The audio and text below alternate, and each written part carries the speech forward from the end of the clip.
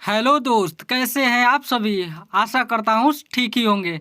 जैसा कि आप सभी जानते हैं, हम लोग इंटरमीडिएट परीक्षा 2023 को टारगेट बनाए रखे हैं और इसीलिए हम लोग प्रतिदिन अलग अलग विषयों का मॉडल पेपर सॉल्व करते हैं जो 25 प्रश्नों का होता है।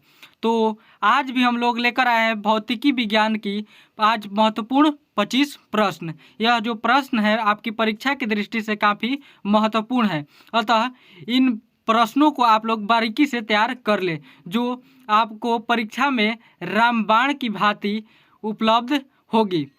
चलिए देखते हैं हम लोग इस वीडियो को और अपना स्टार्ट करते हैं प्रश्नों का सीरीज।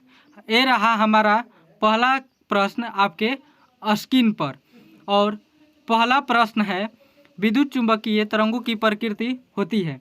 तो आपके सामने 4 ऑप्शन है और इसका सही जवाब है ऑप्शन नंबर ए अनुप्रस्थ। क्वेश्चन नंबर 2 देखते हैं, प्रकाश का वेग महत्तम होता है।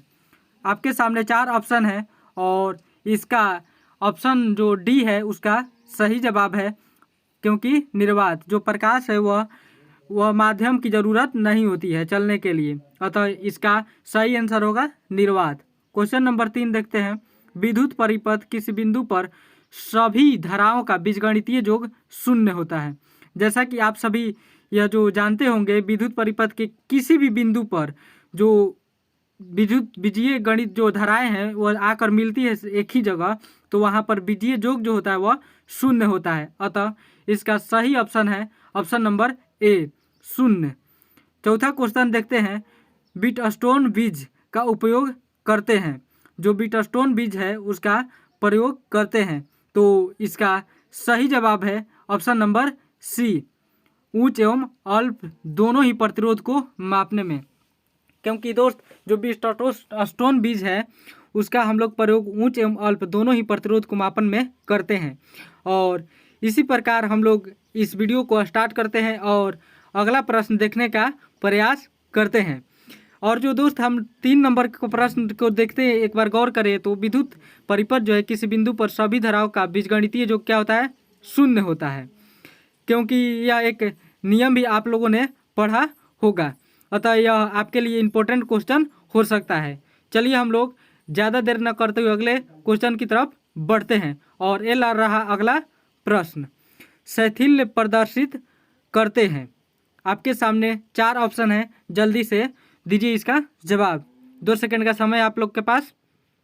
चलिए, बिल्कुल सही सोच रहे हैं आप यदि आप लोग ऑप्शन नंबर सी सोच रहे हैं, क्योंकि इसका सही जवाब है ऑप्शन नंबर सी, लौह चुंबकीय पदार्थ। क्वेश्चन नंबर 6 देखते हैं, विद्युत चुंबकीय प्रेरण की घटना के आविष्कारक थे। दोस्त इससे कोई क्वेश्चन आसान नहीं हो सकता है यदि आप लोग अच्छी तरह से तैयारी को कर रहे होंगे, तो इसीलिए हम इसका जवाब बिल्कुल नहीं देने वाले हैं। आपके सामने 4 ऑप्शन है, option number A Lenz, option number B Faraday, option number C Ruhmkorff और ऑप्शन नंबर डी। देखिए दोस्त, आप लोग यह जो क्वेश्चन बना रहे हैं तो क्वेश्चन को पहले जो ऑप्शन है उसको एलिमिनेट करना जरूर सीख लीजिए, क्योंकि 2 ऑप्शन को काटेंगे तो 2 में जो 50-50 होगा, आप लोग को क्वेश्चन के आंसर पर श्योर भी नहीं होंगे तो भी आप लोग क्वेश्चन का आंसर सही करके आ सकते हैं। तो इसका जो आंसर है आप लोग कमेंट बॉक्स के माध्यम से ज़रूर दीजिए क्वेश्चन नंबर 6 का, कि विद्युत चुंबकीय प्रेरण की घटना के आविष्कारक कौन थे। चलिए देखते हैं अब हम आज का अगला प्रश्न, ट्रांसफार्मर एक जुक्ति है। ट्रांसफार्मर एक जुक्ति है। आपके सामने 4 ऑप्शन है, एसी को डीसी में बदलने के लिए, ऑप्शन नंबर बी, सॉरी दोस्त यह ए डबल बार हो गया है, यहाँ इसका मतलब बी है, डीसी को एसी में बदलने के लिए, सी डीसी वोल्टता को बढ़ाने या घटाने के लिए, और डी है एसी वोल्टता को बढ़ाने या घटाने के लिए। जैसा कि आप सभी जानते हैं, हम लोग के घर में लाइन जो बढ़ता है वह ट्रांसफार्मर लगा होता है हमारे सोसाइटी में, तो इसका ऑप्शन नंबर डी सही है, एसी वोल्टता को बढ़ाने या घटाने के लिए। चलिए अगला प्रश्न देखते हैं। अगला प्रश्न है, कुहरे में फोटोग्राफी के लिए प्रयुक्त फिल्म होती है। तो आपके सामने 4 ऑप्शन है और इसका सही जवाब है ऑप्शन नंबर बी अवरक्त। ऑप्शन नंबर बी सही है, अवरक्त। क्वेश्चन नंबर 9 देखते हैं, एक माध्यम से दूसरे माध्यम में जाने पर प्रकाश की किरण मुड़ जाती है, किरण को मुड़ने की घटना को क्या कहा जाता है? दोस्त यह तो आप सभी जानते हैं, जैसे शीशा से पानी में जाता है तो थोड़ा विचलन होता है, प्रकाश के या कोई भी माध्यम में जाता है तो उसका विचलन होता है। तो इस क्रिया को आप लोग क्या कहते हैं? अपवर्तन कहते हैं। दोस्त यह आप लोग मैट्रिक में भी पढ़कर आए होंगे। तो यह तो क्वेश्चन गलत करने का सवाल ही नहीं बनता है। क्वेश्चन नंबर 10 देखते हैं। नाभिकों के मिलने से नए नाभिक के बनने और ऊर्जा के मुक्त होने की घटना को कहते हैं। तो दोस्त इसका देखिए दो क्वेश्चन ऐसा आता है, रिलेटेड क्वेश्चन हो सकता है। पहला एक जुड़ने का और दूसरा होता है एक विलगन का। जो जुड़ता है उसे संलयन कहते हैं और जो अलग अलग होता है उसे विखंडन कहते हैं। तो इसका सही आंसर हो जाएगा ऑप्शन नंबर ए, नाभिकीय संलयन। अर्थात क्वेश्चन नंबर 10 का सही आंसर है ऑप्शन नंबर ए, नाभिकीय संलयन। 11 नंबर क्वेश्चन देखते हैं। कूलम्ब बल है। तो दोस्त इसका ऑप्शन जो है, आप लोग के 4 ऑप्शन सामने सोच लीजिए, 2 सेकंड का समय है आप लोग के पास, सोच लीजिए इसका सही जवाब। जी हाँ दोस्त, आप लोग बिल्कुल सही सोच रहे हैं यदि आप लोग ऑप्शन नंबर सी सोच रहे हैं, क्योंकि इसका सही जवाब है ऑप्शन नंबर सी। क्योंकि कूलम्ब बल जो है एक प्रकार का यह केंद्रीय बल भी है और विद्युत बल भी है। अर्थात ऑप्शन नंबर सी, ए और बी दोनों सही है। ऐसे प्रश्नों को थोड़ा गौर से सॉल्व कीजिएगा, क्योंकि आप लोग केंद्रीय बल पढ़ कर गए हो और ऑप्शन नंबर ए देखे परीक्षा में और ए मारकर चले आए, को ऑप्शन नंबर बी को देखे ही नहीं। तो यह गलती आप लोग को बिल्कुल नहीं करना है। चलिए, क्योंकि तो इसका हमारा क्वेश्चन नंबर 11 का सही आंसर हो जाएगा ऑप्शन नंबर सी, ए और बी दोनों।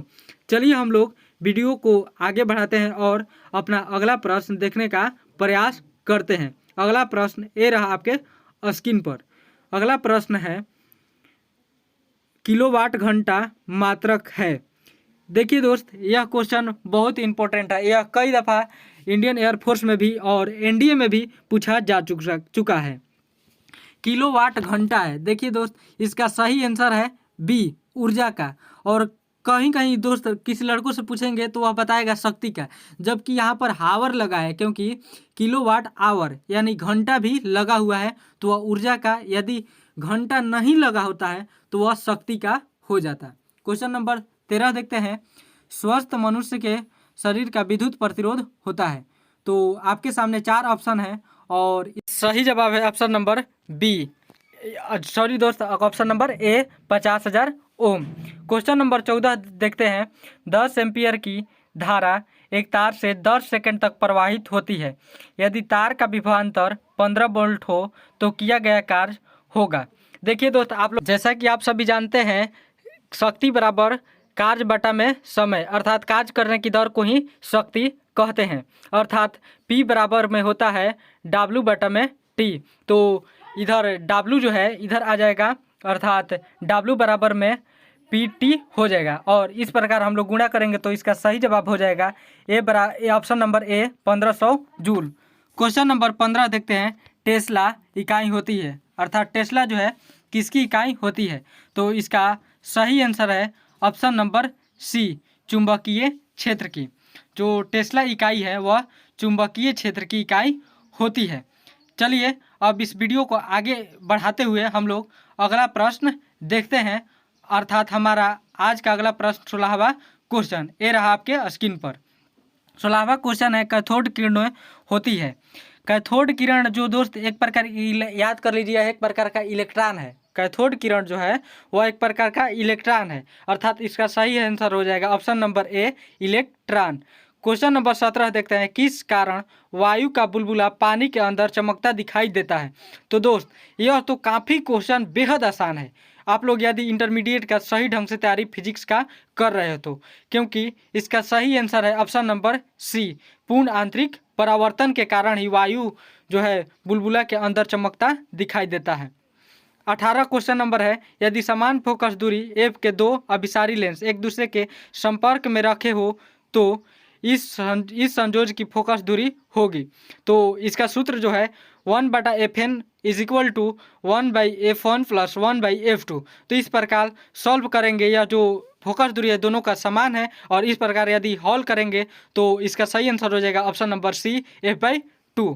क्वेश्चन नंबर 19 देखते हैं, यदि किसी लेंस की फोकस दूरी f हो तो इसकी क्षमता का मान होगा। दोस्त ये आप लोग मैट्रिक में बिल्कुल पढ़कर आए होंगे, क्योंकि डायऑप्टर इसका जो इकाई होता है, फोकस दूरी जो है, क्षमता का मान जो होता है डायऑप्टर में मापा जाता है, और 1 डायऑप्टर बराबर में होता है 1/f, अर्थात ऑप्शन नंबर बी। तो क्वेश्चन नंबर 19 का सही आंसर हो जाएगा ऑप्शन नंबर बी, अर्थात 1/f। जो ये लेंस की क्षमता जो है उसे 1/f डायऑप्टर में मापा जाता है। और इसका एक और भी पूछने का तरीका हो सकता है कि फोकस दूरी का क्षमता मापा जाता है, तो वह हो जाएगा डायऑप्टर में। चलिए हम लोग आज का अगला प्रश्न देखते हैं, और अर्थात क्वेश्चन नंबर 20। चलिए देखते हैं। क्वेश्चन नंबर 20 है, विभवमापी के प्रयोग में जब गैल्वेनोमीटर में शून्य विक्षेप होता है तब धारा का प्रवाह, आपके सामने 4 ऑप्शन है। देखिए धारा का प्रवाह देकर 4 ऑप्शन दे दिया है, तो 4 ऑप्शन है आप लोग के सामने, जल्दी से सोच लीजिए इसका जवाब। चलिए दोस्त बिल्कुल सही सोच रहे हैं यदि आप लोग ऑप्शन नंबर बी सोच रहे हैं, क्योंकि इसका सही जवाब है ऑप्शन नंबर बी, गैल्वेनोमीटर परिपथ में धारा नहीं होता है। तो क्वेश्चन नंबर 21 देखते हैं, बीबर यानी होल मोबाइल आवेशवाहक होते हैं, तो इसका सही जवाब है ऑप्शन नंबर बी, फॉरबिडन ऊर्जा अंतराल में। क्वेश्चन नंबर 22 देखते हैं, ट्रांजिस्टर की धारा लाभ अल्फा परिभाषित होता है। आपके सामने 4 प्रश्न है दोस्त, यह हम लिख कर दे रहे हैं कि यह प्रश्न बिल्कुल आपके परीक्षा में आने वाला है, इसको तो एकदम याद करके ही जाएं। परीक्षा के जो रात होता है, जो अगला दिन परीक्षा है, तो इस प्रश्न को बिल्कुल देख ले, और इसका सही आंसर है ऑप्शन नंबर बी, IC बटा में आई। तो ऐसे क्वेश्चन को बिल्कुल दोस्त इग्नोर न करें और इसे अच्छी तरह से याद कर लें। चलिए हम लोग प्रश्नों का श्रृंखला शुरू करते हैं और अपना अगला प्रश्न देखने का प्रयास करते हैं। चलिए दोस्त हम लोग वीडियो को आगे बढ़ाते हैं, क्योंकि अभी तक हम लोग 22 प्रश्नों को हल कर चुके हैं अपने इस श्रृंखला में। चलिए स्टार्ट करते हैं, और ये रहा आपके स्क्रीन पर अगला प्रश्न। अगला प्रश्न है, वैसी युक्ति जो सौर ऊर्जा को विद्युत ऊर्जा में परिवर्तित करता है। देखिए दोस्त आप लोग घर में सौर सेल तो आप लोगों ने देखा ही होगा।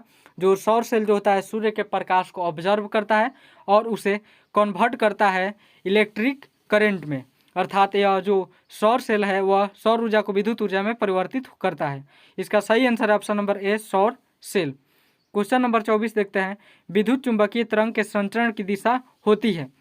तो देखिए दोस्त यह क्वेश्चन जो है आपके एग्जाम में कई दफ़ा आ चुका है, तो यह क्वेश्चन काफ़ी महत्वपूर्ण हो जाता है।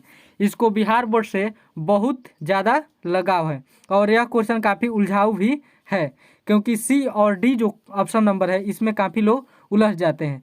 तो आप लोग को उलझना नहीं है, क्योंकि इसका सही जवाब है ऑप्शन नंबर डी, ई गुणे बी के समानांतर।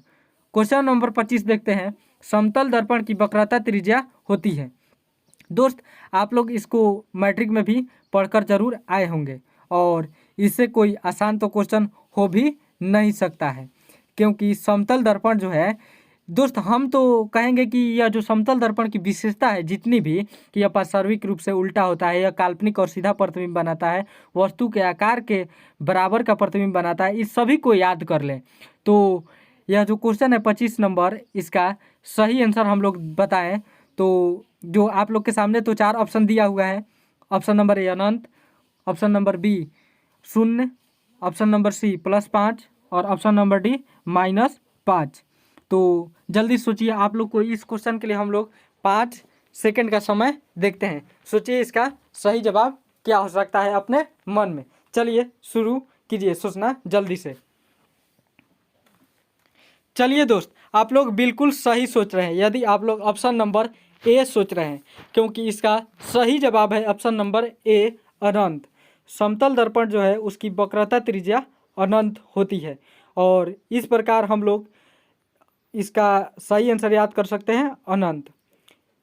चलिए दोस्त हमारा जो आज का 25 प्रश्न है, इस प्रकार प्रश्नों का श्रृंखला समाप्त होता है। इसी प्रकार हमारे YouTube चैनल पर बने रहिए, क्योंकि बहुत ही जल्द हम अपने व्हाट्सएप के माध्यम से एक ग्रुप बनाएंगे और बहुत जल्द सब्जेक्टिव क्वेश्चन का भी जो VBI होगा, आपके परीक्षा की दृष्टि से महत्वपूर्ण होगा, हम वह आपके लिए उपलब्ध करवाएंगे। चलिए हम लोग मिलते हैं नेक्स्ट वीडियो में। यदि आप लोग इस चैनल पर नए हो तो वीडियो को लाइक कर दें और इस चैनल को सब्सक्राइब कर दें ताकि रेगुलर अपडेट पाते रहें। Thank you. जय